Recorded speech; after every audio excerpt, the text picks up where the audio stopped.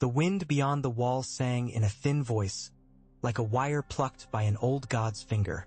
Snow lay in a soft crust, broken by the tread of men and the sauntering prince of ghost, whose breath drifted in pale bursts before vanishing in the wide and empty air.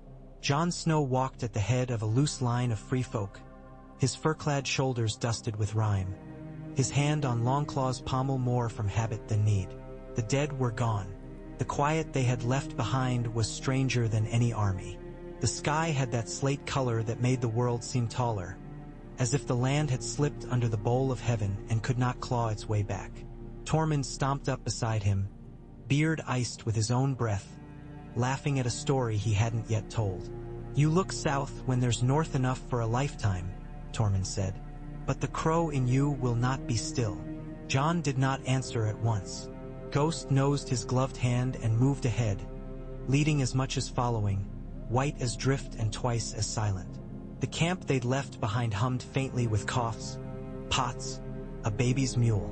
Everywhere were scars. Blackened rings where fires had slept and gone out, stakes sagging with old hides, sled marks that ran like claw marks over the skin of snow. The free folk lived. They had learned to move around what haunted them, the way men step around the name of a dead child. "A raven came," Jon said at last. "Not any raven. Bran was in it." Tormund made a sound that might have been a scoff or might have been his breakfast coming up again. "The little lord with the big eyes." "King now," Jon answered, and let the words drift, testing their taste. "He wants me at Winterfell." "Wants you, does he?" Tormund snorted. "Kings always want. It's in their meat." Jon watched the forest's dark fringe roll like a black slow wave as the wind slipped from it. He heard old creaks, the sound of trunks shifting, of cold sap.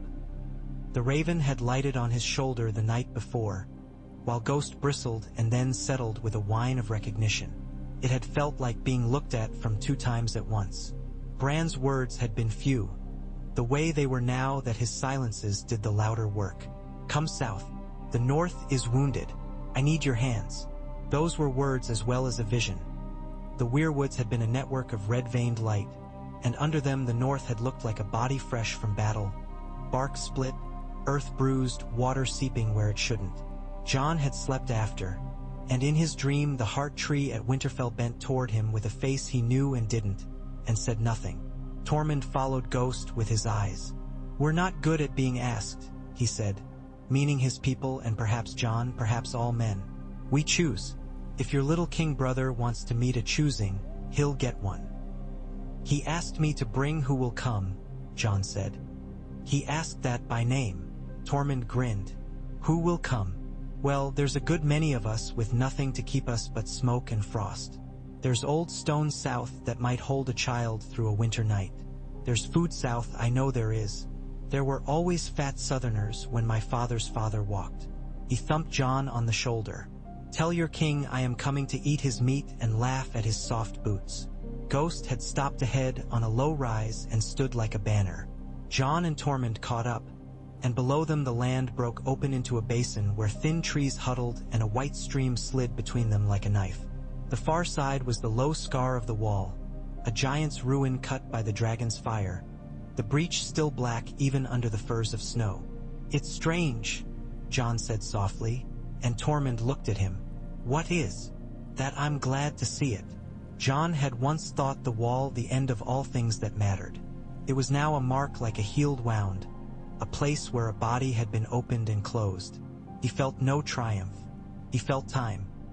"Come then," Tormund said. "Let's go meet your brother with the bird's eyes and see what healing he thinks the north needs. And I'll wager you he's got a notion like a bone across his throat." They crossed at the break, the river of air flowing through the hole cold as water. Men stared and shuffled. A girl in rabbit skins looked up with black eyes that held the snow inside them. Ghost went first.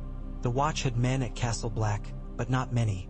Their cloaks stitched and restitched, their faces beardless as boys or chapped with age, their purpose changing under their feet. Jon spoke with them and left a sack of dried meat that Tormund bullied out of his fellows. And then the column turned its face south, down into the long empty slope of the new gift, where abandoned villages crouched like dogs that expect a kick. Jon remembered Alisande's tale, told in whispers at the watch. A queen who had flown north with a dragon and given this land to the men in black.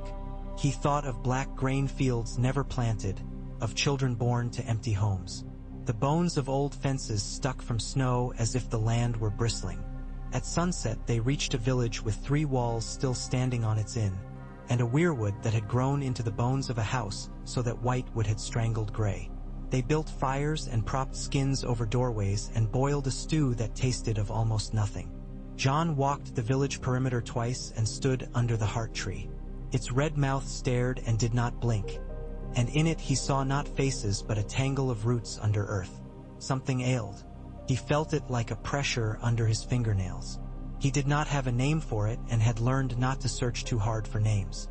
The wind song was different on the south side. In the morning they went on, and in the afternoon a second raven came and landed on Jon's arm as if his sleeve were a branch it had known for years. Jon held its weight, steady and living, and felt the intent in it like a hand holding his wrist in friendship. Bran's touch was milder in this bird. The message was simple. I am at Winterfell. Sansa awaits. Come with peace. Bring what peace you carry. They reached Winterfell with a column stretched so long in the snow that men at the back thought they were traveling alone. Smoke curled from the broken baked towers in a line that warmed the heart more for what it promised than for any heat it made. The gatehouse stood where it had always stood, but new stone had been fitted into old mouths, and the scar of dragonfire on the battlements looked like the healed edge of a burn. The Godswood's red was a glimmer beyond the roofs. The air smelled of iron and horses. White harbor men stood with their trident badges at the gate, and men with the merman's green on their sleeves, and women with the Bear of Mormont stitched in dull thread where richer thread had been spent on food. The winter town was mostly ruins and mostly full. People were quieter than Jon remembered them.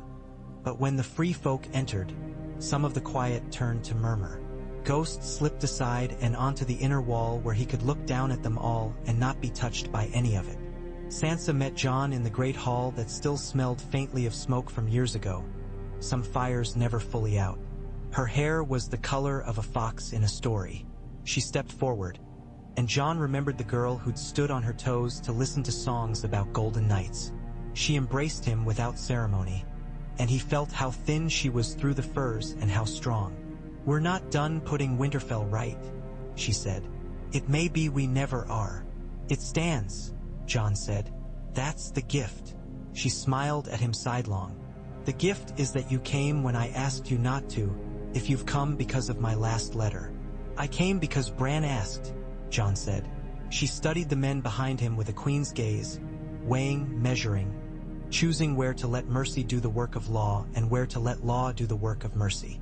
"And you brought company. They'll be hungry," Jon said. "But they'll pull down trees, set stones, trap rabbits, and build with their backs until your carpenters cry off." "It's not my Winterfell to grant away," Sansa answered. "And anyway, the earth doesn't belong to us, not really. It remembers that better than we do." She took his arm, the way she had when she was a child and needed to cross a stream. "Come." Bran's in the Godswood. The Godswood had always been a place that took sound and made it smaller.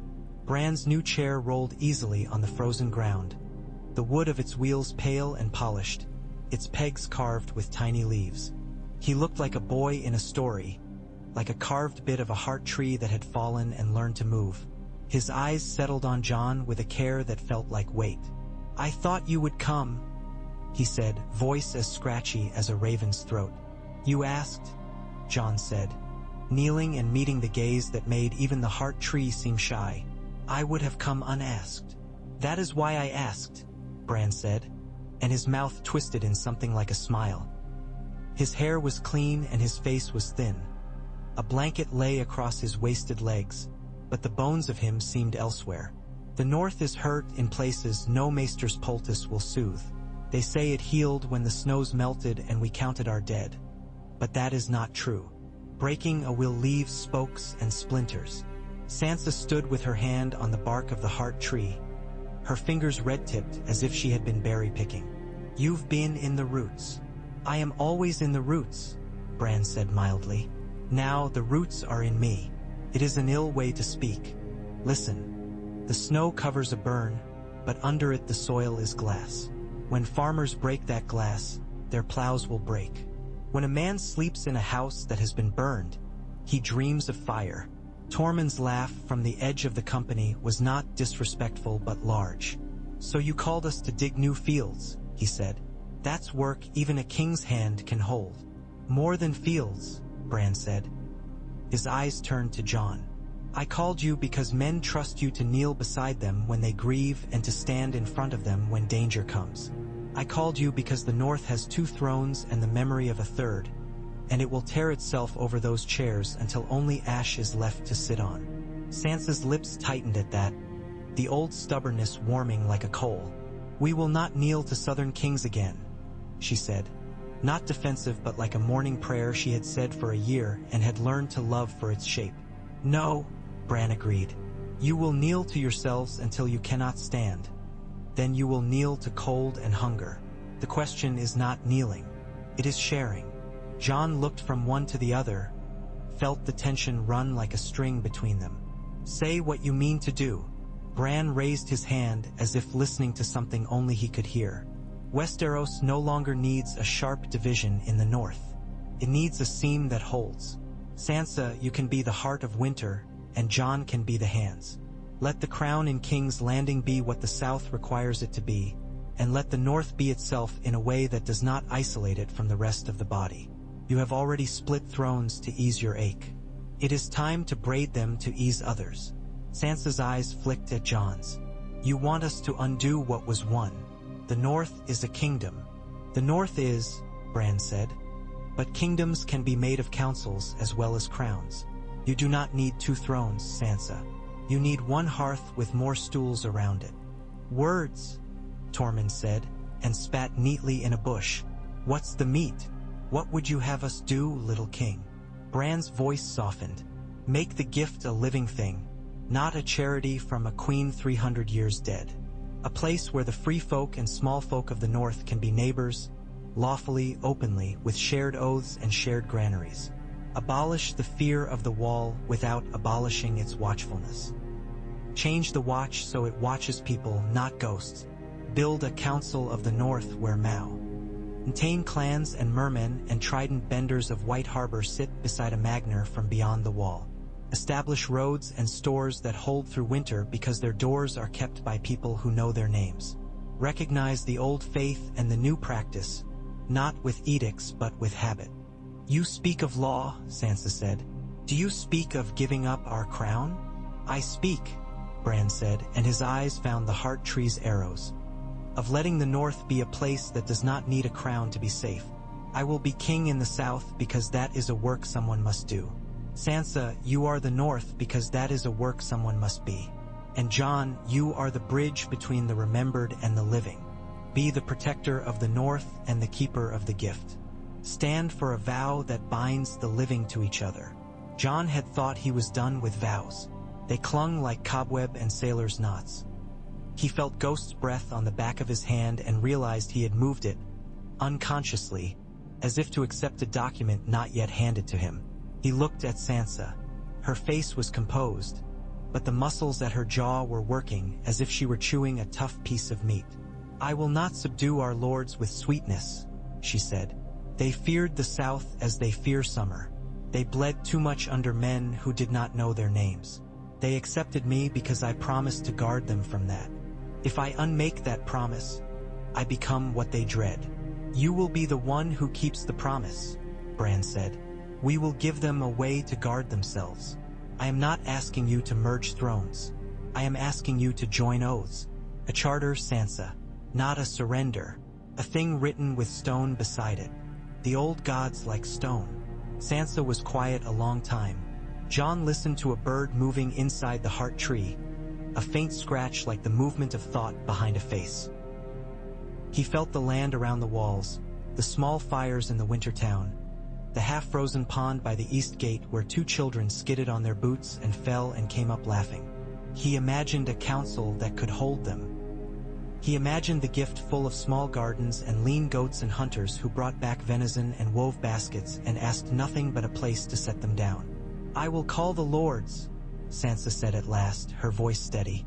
"The Manderleys, the Glovers, the Umbers, as many as still have seat to sit from, the mountain clans, the Ryswells and Dustins if they'll come out of their barrows, the Tallhearts, the Little Hornwoods." She looked at Tormund. "And you, and who else will sit when we say you can?" "I don't ask permission to sit," Tormund said with a grin that took most of the sting from it. He turned and called to the free folk in their own rough tongue, and laughter came back like the pop of sap in a green stick cast on a fire. Bran's hand moved in his lap, and Jon saw the tremor in it. "Do it soon. There is a tightness in the roots. I can feel it like a headache." Sansa nodded and left with a swirl of foxbright hair. The hall rustled with this turning. Jon stayed a moment longer with Bran and the tree. "You are far from yourself," Jon said quietly, after Sansa's steps had gone. "You sound like—" "No one sounds like you. I sound like the trees," Bran said without resentment. "There was a boy once who would have given anything to be a knight. He has given everything to be a door." Jon looked at the carved face and thought of doors. He thought of the black gate at the night fort, smooth with tears. Doors need locks and keys. "You are a key," Bran said, "and a hinge. Try not to be the bar." The great hall filled, as halls do when word passes that something larger than supper is to be served there. Wylus Manderley came in a cloak of wool that had been mended so well the mends made a pattern. Haryon Stark had died, the Umbers were broken, but Hara Umber's uncle, old and lean, with a jaw that could split a fish's head, took a seat near the fire. The mountain clans came down in a scatter of furs. The Flints brought a boy with eyes too old for his face. Alice Karstark stood near a pillar, her dark hair braided with winterberries, her expression like river ice. Meage Mormont's kin, what of them remained, sent Aaron Mormont, big-handed and blunt. The Ryswells sent Rorik, who had the rills in his eyes and bitterness in his breath. Lady Barbary Dustin did not come, which was its own statement. There were more, some precarious on new-made chairs, some with swords that had seen enough work to be weary. Sansa stood at the high table without sitting. There was no crown on her head. She had chosen a simple gown without much embroidery. Presence cannot be stitched. It can only be worn, and she wore it. "We are come together because the winter did not just break our roofs," she said. "It broke us. Many of you have rebuilt with your hands. Many more have nothing but their hands left to rebuild with. Many have none. We will not mend with gold from King's Landing. We will not mend with dragon glass. We will mend with habit, and with oaths that don't drown men, and with food that is counted and kept, and with roads that stay passable when it snows as it will always snow. The king in the south is Bran, my brother. He is here not to take what we have made, but to propose a thing we can all live inside." Rorik Ryswell's mouth twisted. "A house with a door open to the south is a house that will wake with strangers by its fire. Only if we leave it that way," Sansa said sweetly, and a murmur ran along the benches. Jon felt eyes on him and did not mind. He was used to being looked at when he'd rather not be. He did not crave the notice or shrink from it. He was a wolf among people who were tired of wolves. He had saved them and damned them, and if he could he would do neither again, or if he did one he would do both equally, so no one was left to decide which he had done. Bran's chair had been pulled slightly forward. The wood of it clicked when he shifted. He did not look kingly. He looked like a boy in a chair. When he spoke, the room bent toward him as if sound were gravity. "There was once an agreement made on an island with trees on it," he said, "which some of you still remember without knowing you remember it. Men promised to leave some things alone, and other things promised to leave men alone. Men broke that first, and then the other things broke theirs, and now we pretend that promises are the same as wishes. We cannot go back. But we can make a new promise, and this time make it with the people who will keep it because it belongs to them. The new gift was given to a watch that no longer needs land. Give it to the north. Not to me, not to Sansa. To the north. To a council that meets and speaks and holds the storehouses and the keys. The free folk will have a place on that council. The farmers of Last Hearth will have a place there. So will the fishermen of White Harbor. The watch will swear new words, not to know wives or no children, but to no hoarding when others starve, no closing doors to neighbors, no accepting coin to look away. They will be the wardens of the gift. Tormund grunted. Better words than the ones that used to keep them warm and no other. There's more, Sansa said, and for the first time she looked not at the hall but at Jon. He met her gaze and saw the line she had crossed inside herself. The North cannot be two kingdoms, can be one land, and it can be one voice. I will not be the queen in the North if being queen unhands us from the rest of the realm when what we need is to hold. I will be Lady of Winterfell and Speaker of the North if you will have me. I will sit as first among equals on a council of our lords and our free folk and our commoners. Bran will be king where kings are needed. Here we will be ourselves. Jon Snow will be protector of the North and keeper of the gift, a title that gives him charge and binds him to all of you as tightly as he binds you to him. This is not kneeling. It is holding one another up. There was immediate uproar. Some applause, wild and raw like wind. Some laughter. Some quiet cursing. A wave against which Sansa leaned without flinching. Wylus Manderly rose with a dignity that looked new-minted on him. White Harbor carries the food of the realm to every mouth, he said. We have done so since before my father was fat. We will not be taxed twice by councils with more ink than sense. Sansa only lifted her hand to him, palm rounded like the back of a spoon. White Harbor will be paid in the way that serves it best, in steady demand and sure passage. The wardens of the gift will conserve grain. They will buy it at a fair price and sell it at a fairer. Your ships will have cargo even when harvests are thin elsewhere. Aaron Mormont thumped the table. On Bear Island we have no time for councils. We have fish and children and knives to keep sharp. If what you propose brings raiders to our shores, I will come to Winterfell with my sisters and cut the paper this charter is written on into neat strips and throw them in your faces.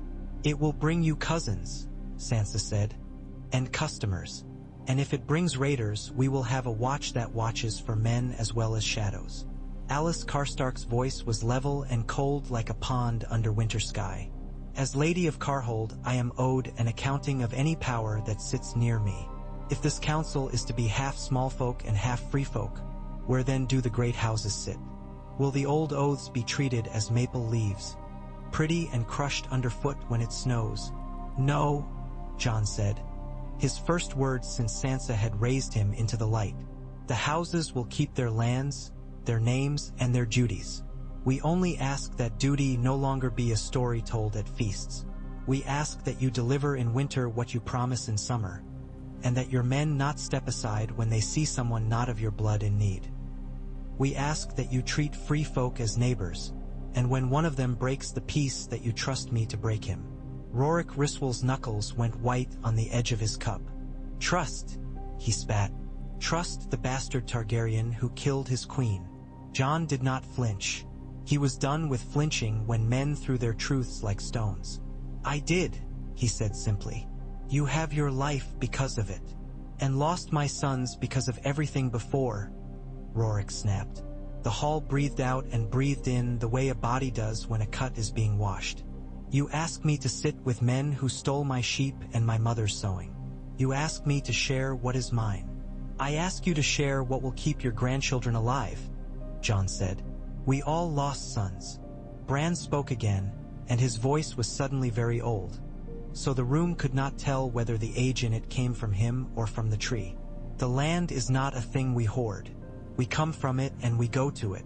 Pretending that time doesn't make us all one thing will not keep your sons from dying of hunger that visits a village not your own.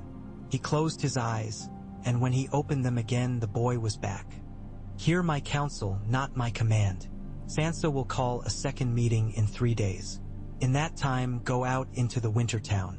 See who sleeps under what roof. See how easy it is to get a loaf and whose hands it passes through. Walk to the small storehouses by the eastern wall. Ask to see the locks. Count the sleds in the lower yard. Then come back and tell her your answer. He dismissed them with that, so simply that it felt like a wind had opened a door. The days that followed were those Jon always liked best and did not want. They were made of the word, almost the way work is when fingers learn anew how to do old jobs. He watched free folk set traps on the winter town's edge and teach boys, old men, and girls how to set and spring them. He walked with a glover who had 2 fingers left on his left hand and showed him how to wrap a cartwheel for traction on ice. He watched Sansa in the small rooms and how she let women speak first, because she knew men would have their say no matter what was asked. He watched Bran without watching him, because watching him was dangerous. When Jon looked too long, he felt himself slide. He listened to the north breathe, and in the breath there was a hitch, a catch, a faint rattling like frost shaken from dead leaves. A thin old man wearing a maester's chain with 2 links missing to age's thievery, Maester Tybalt, Sansa called him, brought them news from the East Road. People had begun to walk the gift, not in fear but in hope. A woman with a baby walked with her sister who had a limp from a broken foot healed wrong. A man dragging a bag of seed crusted with mouse droppings. 3 boys with a dog and no adult to name them. They came and asked in a dozen dialects the same thing, a place. The watchmen at Castle Black had begun to cook soup for them from their own stores. The wardens of Nothing Yet, Tormund started calling them, with a heavy laugh that rolled into something proud. At the second meeting, Sansa read what she and Bran and Jon had written and what Tyrion's scribe had made clean in their letters. The Charter of Winter, men were calling it already as if it had existed since the time when giants sat and the world was smaller. Jon watched the faces as Sansa read. He could see who had slept with the words a little and who had greased them and pulled them over their heads as if they were a shirt grown stiff with old salt. He could also see who would need to be handled. When the voting came, such as voting could be made among lords and chiefs, with clapped sticks for the mountain men and tokens for Manderley's men and a show of hands from the free folk, a rough majority lifted, reluctantly and then with more certainty, toward the thing that had been named. Rorik's men glowered and held their coldness close. Aaron Mormont scowled and then nodded like a mother admitting a child had done a duty with proper sloppiness. Wylus Manderley pursed his mouth and gave his assent with a caveat 20 words long about wharf fees. Alice Karstark's hand went up like a blade. When it was over there was an exhale like when a midwife says the worst is done and it turns out to be true for once. Jon did not cheer. He looked to Bran. Bran was looking at nothing and everything, and Jon saw then that something still waited. "It will not hold," Bran murmured, so low that only Jon heard. "The ground under it is not yet less glass." "What more must we do?" Jon asked, anger and old heat that flared. "We can set roads and laws. We can rebuke men and hang those who won't be taught." "Are the trees asking for blood again?" "They are asking for memory," Bran said, and his hand twitched on the blanket. "There is a place that needs to be touched and told that things are as we say." "The Night Fort," Jon said, surprisingly sure. In his mind he saw an old black stone and a door that wept. He remembered Sam's fear and bravery in the dark. He remembered Gilly with the baby and something like a prayer stuck in his throat. He remembered the black gate's soft mouth and the pledge it took. "Yes," Bran said. "The cut in the wall is a wound. The Night Fort is a scar. We must make the scar a story so the wound can close and not break. We must send oaths to it the way we send bread to a sick friend." Sansa listened, and her face became very still. "We will do it," she said. "Who will go?" "You cannot," Bran said. "You must be here to explain the smoke to people who only see fire." "I will go with Jon." Tybalt coughed and said something about cold. He did not try to forbid them. The old man had sense enough to know the sort of thing one cannot forbid and remain useful after. Ghost padded at Jon's heels when they left Winterfell 2 mornings later, with 36 men and women. Watch in their less black than before, free folk in their useful hides, Manderley men hungry to level old walls and build new ones, 2 Mormonts because Aaron would not send fewer and not admit fear by more, and Alice Karstark in a cloak with white fur at the collar, its color less a boast than a call to whatever listened. "See, I do not cringe." Bran rode in his chair in a wagon with wheels fattened for snow. His eyes were their own light in the blue mornings. They traveled the King's Road, which was less straight than stories tell it. A road is a living thing and wanders around what hurts it. They saw farmsteads that had started to breathe again, and men boiling clover root with barley until it was something children could keep down. and women scraping canvas for broth. The night fort rose ahead like a remembered problem. Not as big as the stories and not as small as hope. Jon felt the old fear in his chest when they entered. It was a cold that didn't come from air. The stories about the rat cook were in the stone, so that when you brushed your fingers along the walls your skin saw a kitchen with steams of broth turned black. A boy lord's throat red with slashes that never stopped.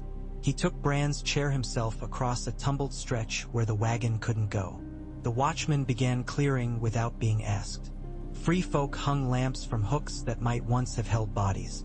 Alice Karstark stood within a ring of old soot and looked up at the hole in the roof as if she were measuring death. "Where's this door that eats words?" Tormund asked. "Below," Jon said. "Come." The stairs took the lantern's light and gulped it. The air was wet and older than men. The caverns smelled of never drying. Jon led them to the gate that wasn't a gate but a skin that opened and closed. When he looked at it, he saw tears. He had known that before. Now he also saw something behind it that looked a little like roots and a little like veins and a little like a web and a little like thought. "Say the words," Bran said, as calm as tying your shoelaces. Jon took a breath he didn't feel. "I am the sword in the darkness," he said, and hated it, no. The words, but the things they had cost him and demanded. But the hating did not lessen the truth. He was still the shield that guards the realms of men. Only the realms had changed their shape. He went through the old oath in a voice that did not rise to trumpet or fall to whisper. The Black Gate listened with that ache a listening thing has when it already knows the story and loves hearing it anyway. When he finished, the door looked at him. It had no eyes, but it looked. Jon felt it as he has felt wolves look and men and the snow when it begins. He stepped back and let Bran roll forward. Tormund held the chair with hands more careful than anyone would have guessed from their size. Bran did not speak the watch's words. He laid his palm, small, white, and then his forehead against the gate. His eyes closed. For a moment nothing happened. Then the old stone around them seemed to remember it was a bit of mountain and stopped being a kitchen for ghosts. The air thinned. Jon felt a push, gentle and inexorable, like an ant urging a child to walk. The Black Gate inhaled. It made a sound like a sob heard from another room. Bran started to fall forward, and Jon caught him, and for a heartbeat Jon felt the weirwood like a woman who had wept all night and now saw morning through a slit curtain. "Tell it," Bran whispered without opening his eyes. "Tell it what we have done." Jon bent his head. He had always been more at ease telling truths to wood than to men. He told the gate about the charter, about councils and roads and storehouses and names written down in a list kept by a woman whose fingers were ink-stained. He told it about the free folk who had set their traps and come back with rabbits and stories and apologies. He told it about Sansa standing in the hall and saying she would not be a queen if being queen meant standing alone. He told it about men who hated him and would never not hate him and who had raised their hands anyway because it was right. He told it about Ghost and the children skating on the pond. He told it as if the world needed telling in that voice to be true. The Black Gate side. It opened as it had once opened to him and Sam and Gilly, the fat man, who was now a different man entirely. Behind the gate there was blackness. A breath from the other side came through that tasted not of cold but of old rain. Bran leaned away and made a small sound that might have been a laugh in the throat of a boy seeing a trick. "The door knows," he said, his eyes opening to show the blue that was his family's and the white that wasn't. "It knows of oaths, and it has decided ours are worth keeping." Above, the night fort had warmed a degree where fires were being made. Men had put kettles on, and the steam rose and wreathed the black stones in a living scarf. Jon found he wanted to sleep there, in the night of the night fort, to show his soft belly to the past and trust it not to bite. The bite came from elsewhere. They found the poison in the soup because Ghost would not eat it. Tormund tried to joke about discerning palates. Then a watchman who had ladled himself a bowl sat down and tilted backward and his head hit stone with a cluck. He did not die, though his breath went tight and he vomited once and lay pale as a man carved from candles. Jon's eyes swept the room and found Rorik Riswell's men not eating, because men who serve poison often keep their mouths clean. He did not shout. He walked to the pot and lifted it and flung it at the nearest stone, where it burst into a stew that had too much sheen. And then he turned.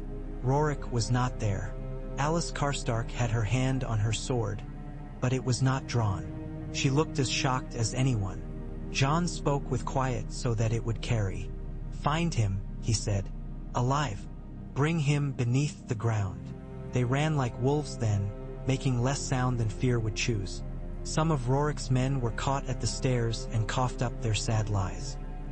Rorik himself they found in a chamber that had been something in the time of builders, maybe a still room, and was now a place where his breathing fogged and his breath carried thought like steam. He did not go quietly. He fought like a man who knows he has already lost the news of his fighting. Jon parried, and Longclaw showed him the old muscle memory of a dance no one with sense dances. And then Jon cut through the last of Rorik's angry skill and sent his sword from his hand. Rorik stood empty. He spat red and laughed because he had bitten his own cheek. "You think you'll save us by chaining us to Southern coin," he said. "You think you'll heal us by feeding us the milk that curdled our fathers. Better to burn a sick limb." "Say you did not come here to kill me," Jon said. There was a quiet in him now that had nothing to do with anger. "Say it to my face." "I did not come to kill you," Rorik said. His smile was iron. "I came to kill your story." Jon thought then of words as living things and the way stories burrow and winter in us. He thought of how the worst of men try to make old famines and old burns into present tense. He felt something like pity. He heard Bran's breath behind him and knew the boy, King Tree, had watched it all. "Bind him," Jon said. Not because he didn't want to kill Rorik, but because he did, and that was a reason to wait. "We'll let the Night Fort hear his name." They took Rorik below, where the black gate had sighed and shown them its morning. There were breaths in that tunnel that were not theirs. Jon felt the weirwood attention on the man they brought. He stood Rorik before the door and did not make him kneel, because forced kneeling is uglier than it looks. "Tell it what you meant to do," Jon said. Rorik looked at the door like a boy told to apologize to a neighbor he had thrown stones at. And then, despite his contempt, because contempt is a poor dam against certain things, he spoke. He did not get far. When he said, "We will not be fed like calves," something in tea. He weirwood sound around them made a low, low tone, like a big instrument plucked. Rorik's mouth went open without sound. He looked young. Then, the way a boy looks when the first storm scares him and he makes it a game to hide his fear. He stopped speaking, and when he spoke again his voice had lost its swagger and gained something like memory he did not own. "My father died in the snow," he said, and there were tears on his cheeks he had not decided to let fall. "I ate leather. I ate the leather cord from my mother's hair. I beat a dog to death to eat and then threw it up because I was a fool and ate too fast." No one had told the door that, Jon thought. Rorik had never told anyone it, and the door reached into his winter where he had hidden it and brought it out. Jon felt the pity again, stronger. "Rorik Ryswell," he said gently, for the gentleness was needed now. "Do not kill the story that will keep other boys from eating leather." Rorik made a noise that was not a word. He bent at the waist, as if someone had punched him in the gut, and the black gate made that plucked sound again, softer. It was not mercy. It was something older, like what the ground does when a seed is put into it that it recognizes.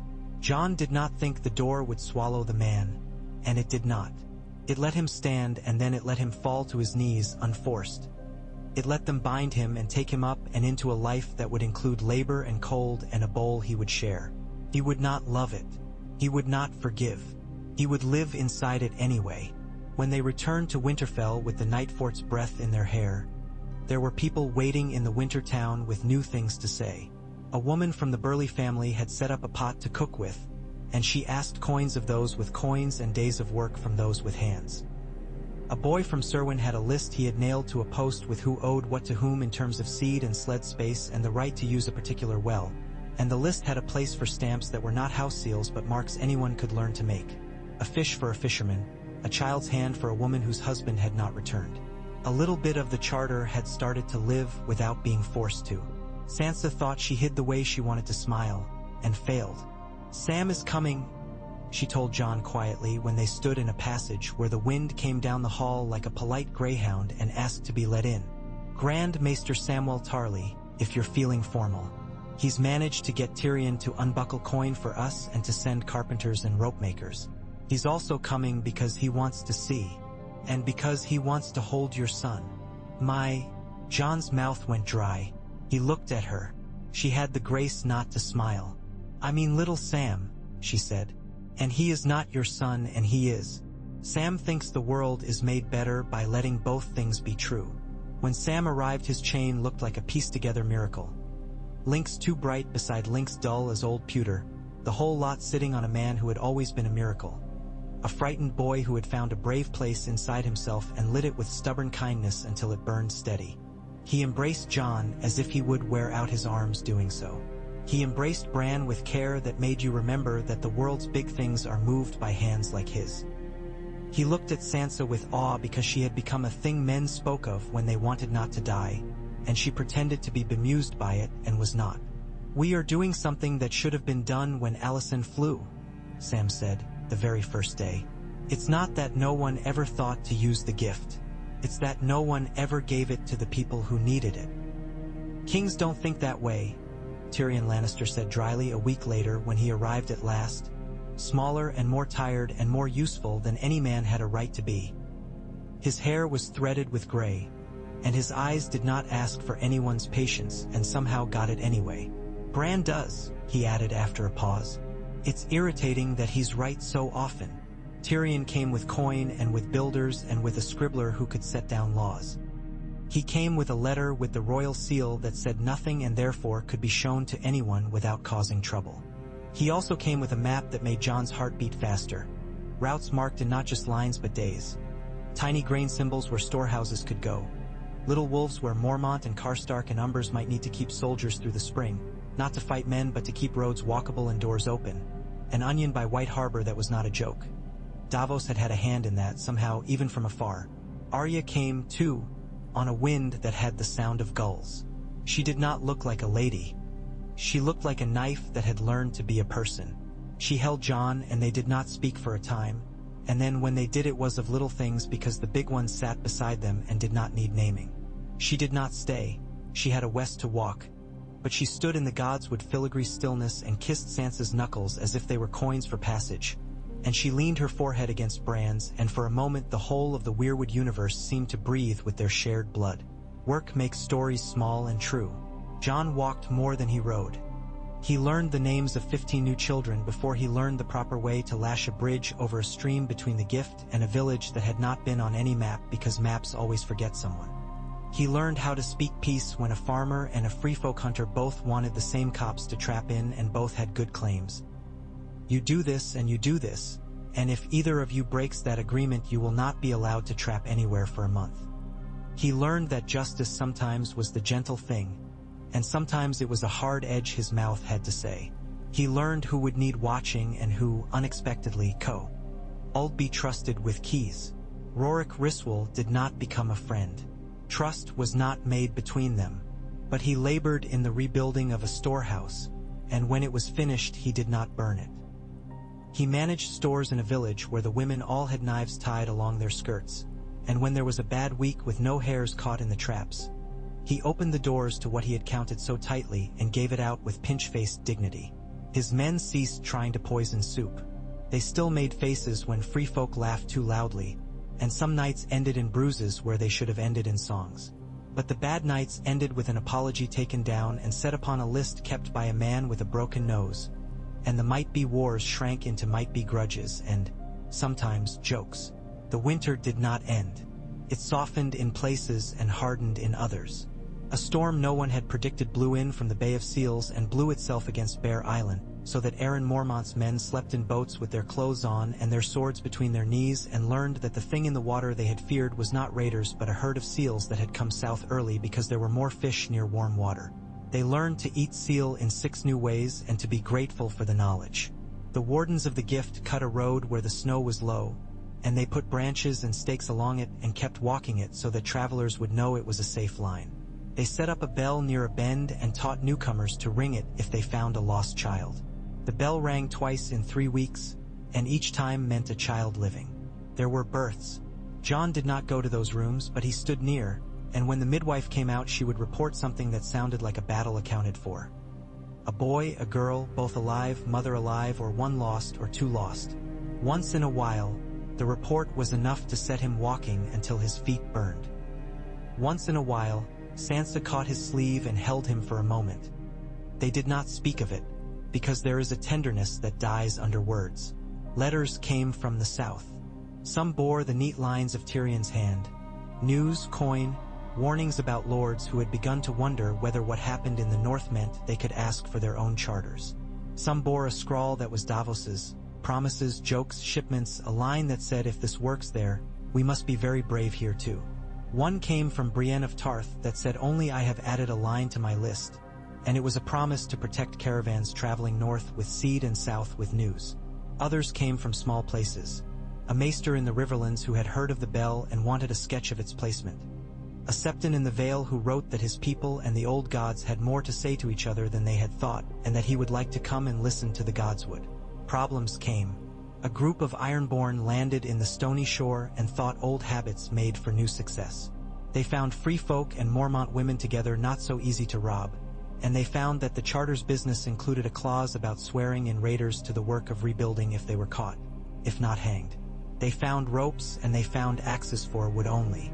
Yara Greyjoy came later with her jaw set and her apology gruff, and she drank 1 cup of something disgusting with Aaron Mormont and promised to keep her men in check by keeping them closer to their hearth. The sea is a big hearth, she said, and some laughed and some had to learn how to. Sometimes the wind changed direction. On those days Bran would grow quiet and more far. Jon learned the look of it and did not ask what Bran saw that he could not tell. Once Bran came to Jon at dawn and said, "There is a fire in a house you don't expect." And Jon ran with 3 men and found a thatch burning at the edge of Winter Town, and a child who would have died if he had walked, not run. Another time Bran said, "There is a man who will strike you from behind." And Jon turned at a doorway where he would not have thought to turn, and took a blow on his arm that broke it and broke the attack. Both. He healed badly, carrying the ache with a good humor he had not had as a younger man. Pain and age were at last less surprising to him than joy. He learned to fight left-handed as well as he could. The first spring they did not call spring. They called it the easy weeks. The second spring after that had green at the edges of fields and mud that came up over boots with sounds that made children laugh and mothers curse. The storehouses did not empty entirely. That was a miracle made by 100 hands day after day. It made no song, because a full storehouse is quiet and the quiet is the song. They held an assembly on Midsummer's Day on the grounds between the Winter Town and the broken barracks. The sky was a light so honest it almost embarrassed you. People came from places that had been names and places that had been nothing on any map before and were now names because a woman with a good voice had written them down on a piece of skin. They came with baskets and tales. They came to argue and to learn what arguing was when it did not end in bleeding. So many came that Jon looked up and saw bodies like a field of barley and had to look down again to remember he was a man and not a blade cutting it. Sansa stood among them, not above. She wore a simple chain with a tiny wolf's head. She spoke not of law now but of the weather, storms that would come and how the new storehouses were sited to avoid flood, roads that would need stones moved, a new bridge in the Gift where the river had proved no respecter of maps. Bran spoke only once. He told a story about a king who had thought he was the land and learned he was a stone in a wall. Not the top stone, not the corner, but one that kept out wind where a child slept. People cried at that without meaning to. Jon said nothing to the assembly. Emo vet among them, and men put hands on his arm and women nodding to him thanked him for a thing he had done last winter that he had forgotten and they would never. He ate a flat cake someone had baked with weeds that made it taste like the sea. He stood a long time where the free folk had set up their own table and listened to their bragging until every part of his mind that could say you should not laughed enough to be quiet. That night he went to the God's Wood alone. Ghost came as he always did. The tree had not changed. The face still looked like an old man who had forgotten the punch line. Jon put his hand on it and felt, not words, but breath. Bran rolled into the clearing after a time. The summer gnats had come and they worried the air. Jon did not sweat them. It was good to be a thing the world made no allowances for. "You remember the day you told me doors need keys?" Jon said after some time of sharing silence.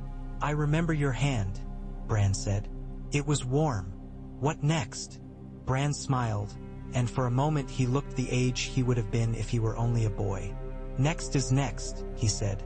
"There will be bad years. There will be men who hope for famine because famine makes kings in their minds. There will be women who break their hands against doors. There will be births we cannot save, and there will be children who will run laughing across ground that used to be glass." Jon put his head back and looked at leaves against sky.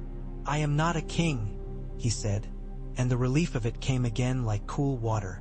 "I do not want that weight." "You carry weights better that you believe," Bran said. "You carry them because you do not want to. That helps." They sat until the gnats had the evening, and the evening had the pond, and the pond had the frogs making their rude old songs. Jon thought of what he might have been, and it did not sting. He thought of what he was and felt a small pride, the kind the watch had hoped to teach boys and sometimes had not. He felt the old lonesomeness. He felt the new companion he had in this work. A boy who was a door. Later, men would say the change came because a king had been clever, or because a woman had been stubborn, or because a man had been brave enough to kill a queen. Those things were true and they were not. The truth, as the North told it to itself in winters later when the wind took the eaves and made them groan, was that a lot of hands did small things in the same direction for a long time, and that a door in an old wall had listened and remembered a kindness. Years turned like pages turned by fingers that do not mind dirt. The charter was amended when it needed to be. A clause about bridge repair was added after a flood took two, and the third did not fall only because a free folk woman tied ropes with a knot that had come from east of east. A line was written for the mountain clans that said that in a winter you cannot see through, no one can claim the right to game in certain valleys. The game in those places belonged to everyone and no one. A man with a good memory wrote down a list of words in old tongues, the first men and the free folk, and taught them to children whose laughter made enough sense of history to quiet it. White Harbor did very well. Wylus Manderley became a man who could live with himself. He became so by opening his granaries when he did not have to. There were quiet arguments about coin that did not turn loud because Tyrion sent more coin and more rope, and a letter once that said I was wrong about what power is. It is not so much a sword in a hand as a loaf you give away uncounted times, and still it is not gone. He sent books too. Sam wrote a brief treatise called On Oaths and Other Good Habits, which no one read unless they had to, but it gave a picky boy in the winter town a reason to pick at something that wasn't his sister's plates, and he grew up to be a clerk who made poor men as dangerous as lords in meetings because their names were spelled right and the numbers in his ledgers were true. Alice Karstark married if she wished, or did not if she didn't. The charter did not care, and that was its grace. Erin Mormont did not marry at all, and made her house strong with nieces and nephews and fish and stubbornness. Rorik died of a fever 10 years on, having once put his own hand into a barrel of grain when it was low to make a proper measure for a poor man. Some men said he had done worse once. His grandsons said they did not care. Sansa grew older with the beauty that worry gives some faces, refining them. She learned to let people think they had thought of something first and never made them feel small when she had thought it first. She learned to cry when no one should have been made to cry, and to be kind when someone had not earned it because the thing being earned was not kindness but trust. She sometimes dreamed of crowns and woke sick from the heavy memory, and then smiled when she woke because her head did not ache. Bran traveled only in pages and in birds and in the way men tell stories. He lived long. If he was lonely, he did not say. He spoke sometimes of places west where water went on and wondered out loud if anyone heard it hum. Arya sent 3 letters in 12 years. Each letter was as brief as a knife. She wrote, "I am alive and a horizon is where 2 things meet." She sent a shell the color of a bruise and a feather from a bird no one could name. Bran looked at them and heard something only he could hear and did not tell anyone what it was. Some nights ghosts were seen on the battlements. Ghost was one of them, but he lived, and his fur went yellow around the muzzle and his eyes clouded, and he did not lift his head as often. He always rose for Jon. Jon mended. That is what he did. He mended a fence. He mended a quarrel. He mended a vow with a man who had broken it and made it stronger with the memory of breaking. He rode, he walked, He sat in meetings where everyone came away feeling only moderately wronged, the precise measure of justice. He listened to a child's story about a rabbit that would not be caught and made the child think they had taught him something by the telling, which they had. He took no wife and slept with a few women and did not pretend it was more than it was and did not let it be less. He wept sometimes. He laughed, made shy by his own joy the way a man coming in from cold is shy of a good fire. Not sure he deserves it and grateful anyway. They held a mood of fires in the gods, would one autumn when the leaves went red in a way that made you think the gods had been busy painting. This was not a ceremony the old books carried, but it felt old. Men and women came with small lanterns and set them along paths so that the children ran them and did not fall. Bran told a story about a bear who loved to fish and was taught by the fox to share its river. He told it in a voice that made the story seem like something human beings could live inside for a while and not be hungry. Tormund got drunk and cried into Jon's shoulder because he missed a woman whose name he could not quite pull down from the place he had tied it in his heart. Jon held him and laughed and cried too because all grief is kin and happiness is too. And the trees had heard it all and did not mind. A letter came on a day that had no other news. It was from a maester in King's Landing who had replaced another and wrote a line about how the sky over the city had been clear 3 days in a row and pigeons were nesting in places they had not nested in years, as if the city itself had decided it could let certain places be gentle again. He wrote a line about Bran. The king asks after your oaths with the curiosity one reserves for whether one cannot predict. Jon read it and thought of doors and keys and hinges and bars, and ached a little at how he loved a boy who was now a king and a tree and a thing no one knew the right name for anymore. Sometimes strangers came to Winterfell, people who had heard about a place where a man could be judged for what he did last, not first, where a free folk woman could set a net in a river and a Karstark man would not steal it, where a council meant something to someone whose house had no banner. They came and they stayed, or they came and they left, and both were good because the leaving always made room for another who needed what was given there. The watch wardens they were now, and sometimes still called crows with more affection than birds like, took boys into their ranks who were not running from rope, and they taught them to be watchful in a new way. Their words were different. They still had something about being the shield that guards the realms of men. They also had something about being the cloak that warms without smothering and the hand that latches the door against cold. Men laughed and said it wasn't poetry. Boys spoke the words anyway, and so did some old men with tears seeping icy from their beards. In the far north, beyond what had once been the wall, free folk built houses they did not have to leave when frost came early, and they gave those houses names that were jokes or proud or both. Tormund built one called Big Belly, and then he spent most nights outside under the stars, and that was its joke. They came south in bands each year to trade and to sit on the council and to tell stories men in the south had not heard, and they took back with them iron pots and a new knot for ropes and a way to keep grain dry in a room under the earth that an old man from White Harbor had thought of in the night. They brought news of wolves and a curiosity about a herd of small deer that had come nearer. Men said perhaps the north smelled different now.